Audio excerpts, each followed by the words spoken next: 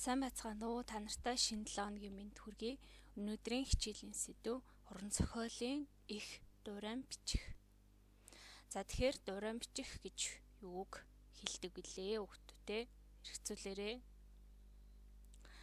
За дурайн зохиох гэдэг нь бэлэн байгаа их зохиолын бүтэц хэмнэл, дүр дүрслэл, найруулгын өнгө оёсыг загвар болгон авч өөр агуулгаар баяжуулан бичгийг хэлдэг. За энэ нь хуулбарлах биш, харин тухайн зохиолчийн уралданд нэвтэрч бичих арга барилд нь суралцах үйл явц юм аа. За дэлгэцэнд уран зохиолын олон янзын төрөл зүйлүүдээр бичсэн зүйлсийг дуурайж бичсэн хувилбарыг харуулж байна. Тэгэхээр та бүхэн дэлгэцээ зөксөөгоод жишээнүүдийг сайтар уншаарай, харьцуулаарай. За тэгэхээр найруулга зохиомж сайтай ихийг дуурайж бичих нь их зохиож сурахад их төхөмтэй.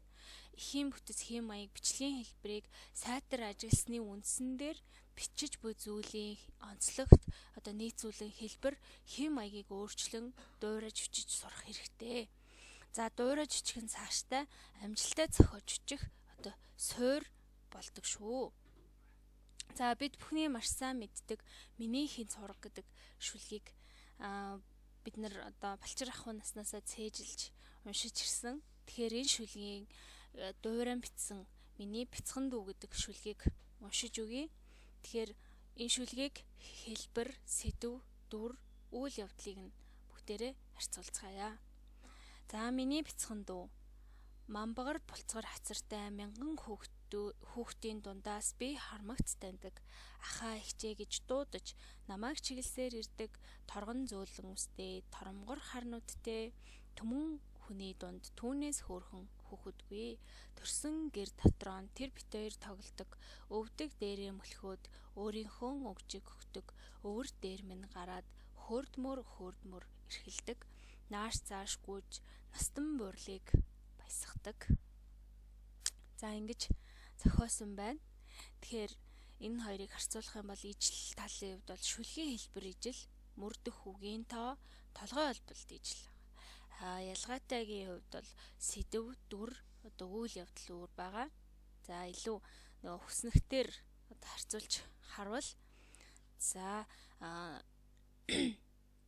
хэлбэрийн хувьд дөрвөн мөртэй бадагтай. За тэгээд толгой олболтууд ижил, 7-оос 8 үеийн химнэл, айзам химнэл нь ижил байгаа. За тэгээд сэдвийн хувьд болохоор ялгаатай, дүр, ялгаатай, үйл явдал буюу үйл өгнүүдийг нь хараараа. За майлах, сүгдэх, дэгдэн гүөх гэсэн хурганы үйлүүд байна те.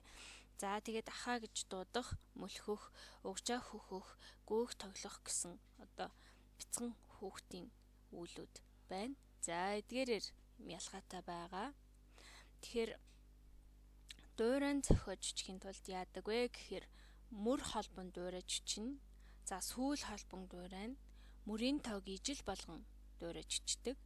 За дуурайн бичихтэй хэлбэрийн хувьд ижил байх, сэдв өөр байх, шин дүр бүтээх, мөрдөх үгийн тоо ижил байх, үйл явдал өөр байх гэсэн зарчмыг баримталдаг. За тухайн хэлбэрийг яг барилгын суур багна гэж бодвол сэдв, дүр, үйл явдлыг тэр барилга доторх тавилга, дотоод засал чимэглэл гэж төсөөлье. За тэгвэл бид бүхэн сая нацагт зохиолчийн барьсан байшинг нураахгүйгээр доторхыг нь өөрсдийн хүснээр ингэ тохижуулж байна гэсэн үг бахнэ. За дахин нэг сайхан бүтээл нь байдаг. За Тарчиржийн нацагт зохиолчийн миний нутаг шүлгийг миний анги гэж зохиосон байна. Тэгэхээр дуурайн зохиосон хувилбарыг та бүхэн бичлэгээ зөксөөгоод уншиж үзээрэй.